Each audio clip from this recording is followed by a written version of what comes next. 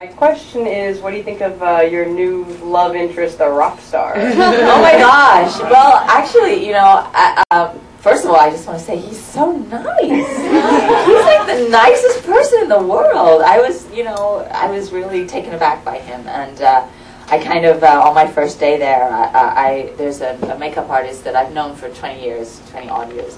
And I said to her, come on, what's he really like? What's he really like?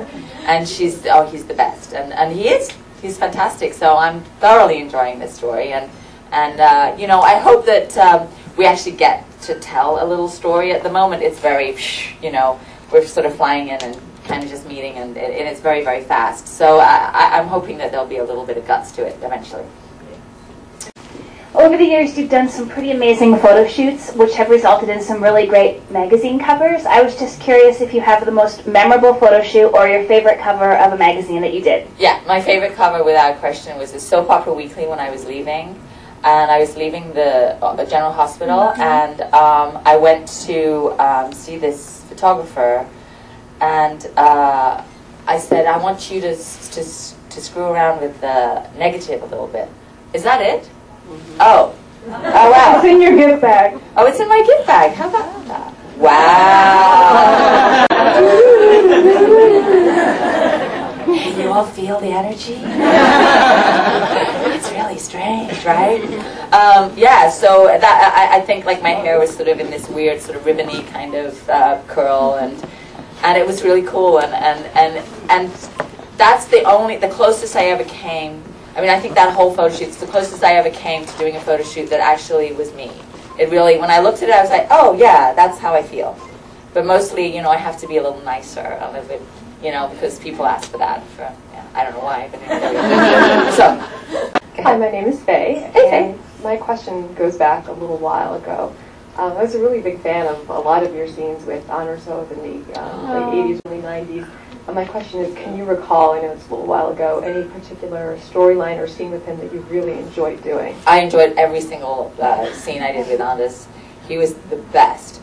I think one of the most memorable, well, no, there were two actually.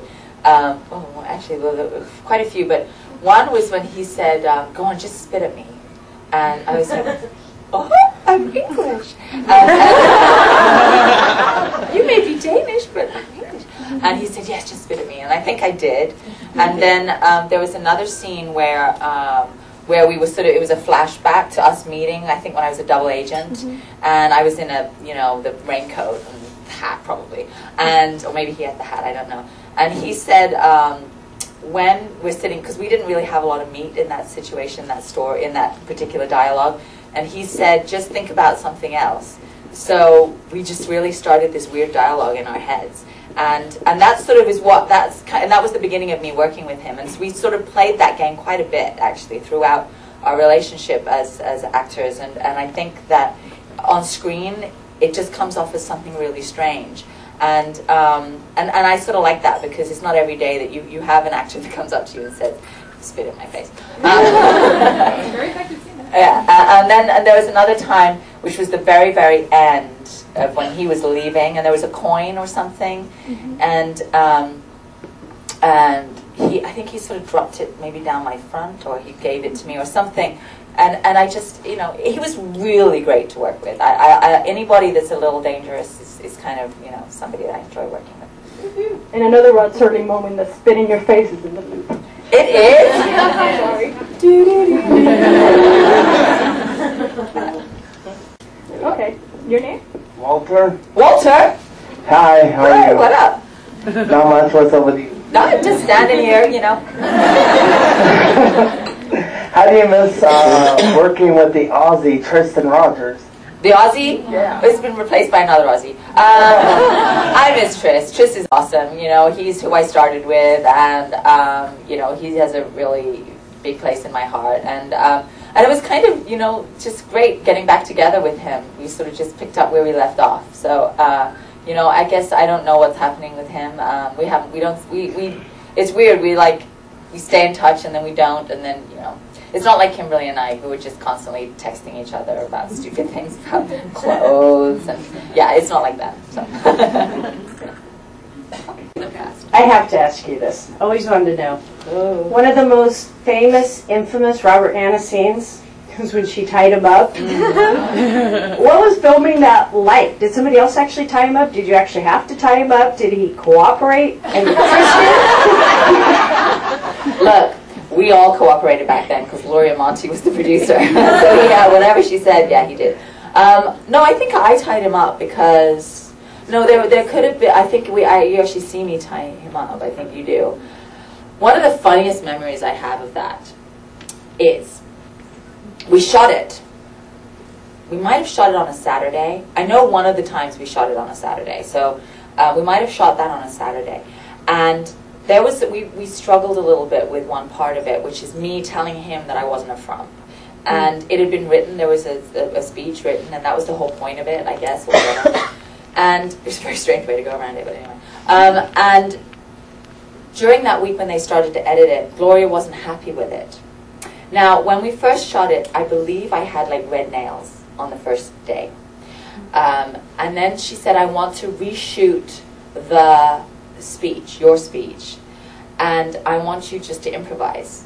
I want you to, okay, so I want you just to get up. So we then shot it, maybe that was when we shot on the Saturday. We all came in because there was no room to put it into the schedule to reshoot, because you never reshoot on a soap, very, very, very rarely.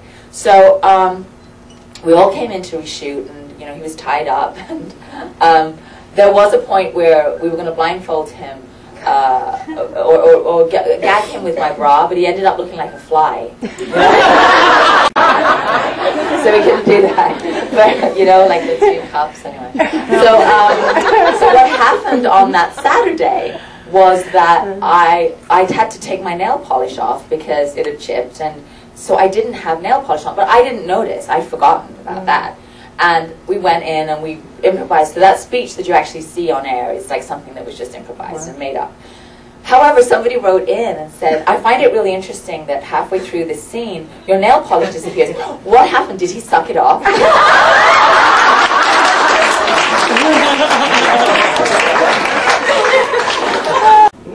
Hi, Finola. I'm Sue. Hi, Sue.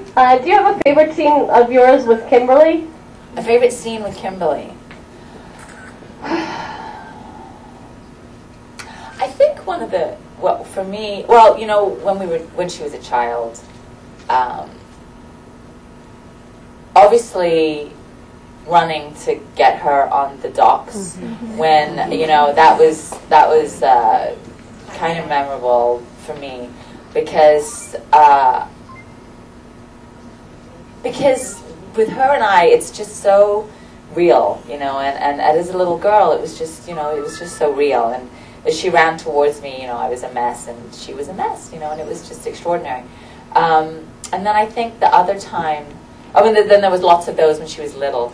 But then when I was on All My Children, and she came to and she turned around and she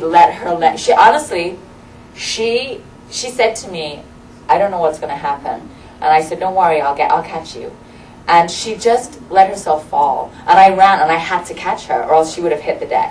And, she's that kind of an actress. And I just thought that was, that moment there. It's almost a moment that probably both of us have thought about quite a bit. I loved it when you worked with Frisco and Felicia, and I just, do you have any good memories of working with them too? Well, I have a memory of Jack mooning me once. Yeah. It was in the, whatever, I forget, that club, has gone through so many different names, but it was way back then. And the elevator opened, and I was supposed to be getting on the elevator, and he was standing there mooning me. I was like, oh, Jack, hi. Hi, Jack. So yeah, I remember that. I think anything with Christina, she was just the sweetest. She is the sweetest. She's the nicest lady. And I think that what I used to like about working with the two of them was Jack's ease. He just made everything so easy, and he'd say anything, and I used to really appreciate that. So that was very easy. The worst day I ever had working with them was on their wedding, because I was so dressed up and in this froofy dress, and I was incredibly uncomfortable all day, and I just remember thinking, oh, But yeah, you know, and it was just, you know, I hate wedding songs, so there's so many of them. I'm just wondering if you, what you thought working with Tony Geary. It just seems like he seems to love. The man is brilliant. You know? There's no other way of discussing him. I mean, he's just fantastic. I just was talking to Jeanette upstairs, and I was saying that he's amazing. I mean, I love him. He's great. He's everything you want in an actor. He's dangerous, he's strange, he's unpredictable, he's good, he's emotional, he's centered, he's crazy, he's everything. I mean, that's you know, he's everything. So it's just an honor to sort of be around him. And then when you throw Jane into the mix, it's chaos. But it's just so great, you know, and it's really entertaining to be on set with them. Yeah, I love Tony. I love Tony. To be in a scene, to do a storyline with Tony, well, I would drive Bob Guza to work every day. Wherever he lives. Thank you. You're welcome.